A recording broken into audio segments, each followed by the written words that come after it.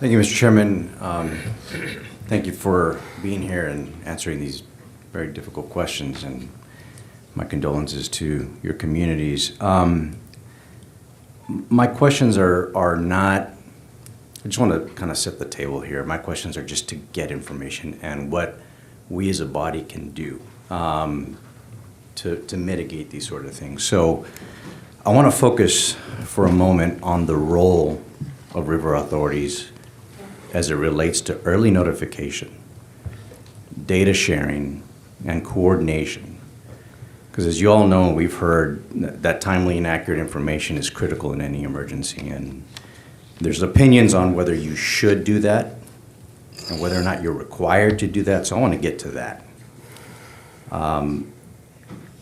Do river authorities currently have any statutory or regulatory requirements to share early warning data or any predictive modeling during a potential or an active emergency? No. Okay. If not, should the state explore ways to formalize and strengthen that obligation? No, not in my opinion. Why not? Because in this case of flood warning, which is a specific kind of emergency, but the expertise to warn and prepare and notify for emergencies is within our emergency response professionals, whether that is a flood or a wildfire or a hurricane. And so I feel like the response and the notification should stay with those emergency managers. And river authorities can continue to support communities by funding the data and by identifying ways to improve the data. How do those emergency managers obtain that data from you? River authorities do not house, UGRA does not have any data. We fund the data that is collected through USGS equipment. It's transmitted from that real-time location via satellite and then brought into their system, which then the National Weather Service, I mean, that is their gold standard. That is what they use, is the USGS data. So I do not have a role in transmitting that data to the National Weather Service or our emergency managers. Got it. In your experience and having worked with, and the question's for the entire panel, have any river authorities taken initiative beyond your formal responsibilities by issuing alerts, sharing data proactively, or supporting any kind of local response efforts during any kind of recent events? Have you heard from your colleagues? I'm aware that river authorities will share National Weather Service postings, alerts or warnings that are posted through National Weather Service channels. We'll say reshare on social media, for example. I'm not sure of other examples. Are you aware of other examples? He's not been, you've got to kind of say who you are. We can let you talk afterwards. Okay. Daryl Nichols with the Guadalupe Blanco River Authority. I've seen there are river authorities. LCRA is going to come up and talk in a little bit. They don't do alerts or warnings, but what they do is they do have an extensive data collection system where they actually own and maintain some of those gauges. So there is a wide range of what different river authorities have capabilities or funding to do. We all have broad authority to do a lot of things, or authorization. We just don't all have funding to be able to do that. In your professional opinion, should the state explore ways to formalize or strengthen that obligation? I think there should be, the state, one option could be is to strengthen what data should be made available. Who has the responsibility for gathering and housing that data, I think is a discussion to have.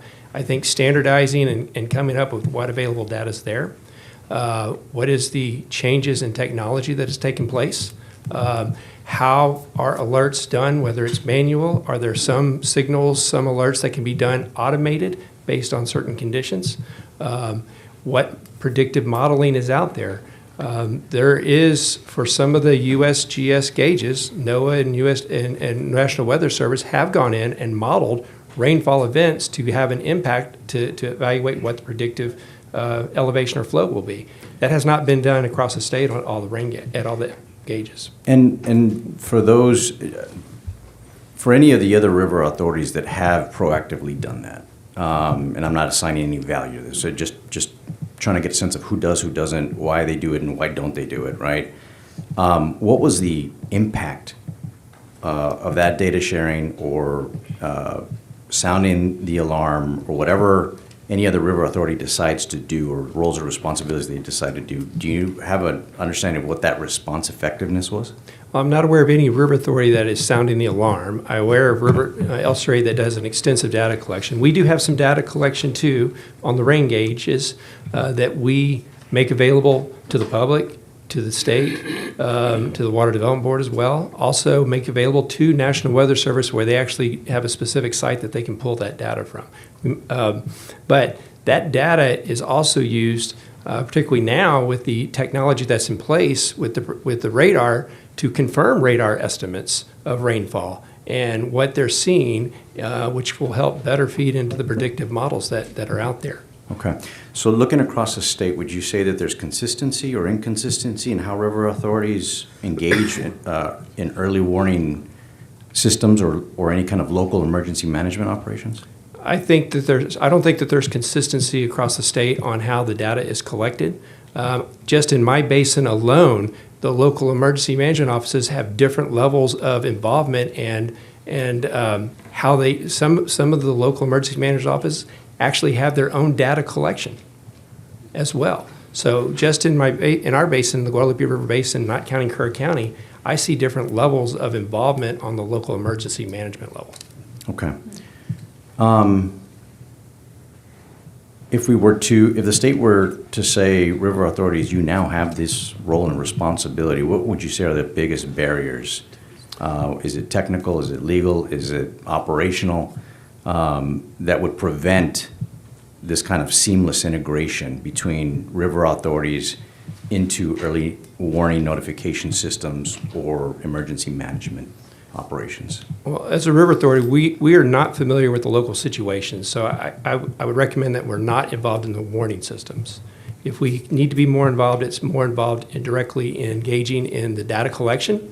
I think there's also an opportunity to engage directly with the local, and this resonated with me with Chief Nim Kidd, which y'all said about we can do better. We can engage better with the local emergency management officials in making sure that we're continuing to ask, do they have the data they need? Because as technology changes, and as far as a river authority such as GBRA getting more involved in that process, and getting additional data, if we're going to collect additional data, it's going to require more resources. I potentially have to look at what my funding sources are. I don't have the ability to tax. I get no state appropriations. My revenue comes from operations that I provide by providing water supply or wastewater treatment. So I don't necessarily have a mechanism in which to collect revenue to support an extensive network such as what El Surrey has. Thank you for your candid responses. I think it's our responsibility to figure out whether those roles fit under your river authorities. That's what our task is, so appreciate you being candid. Thank you.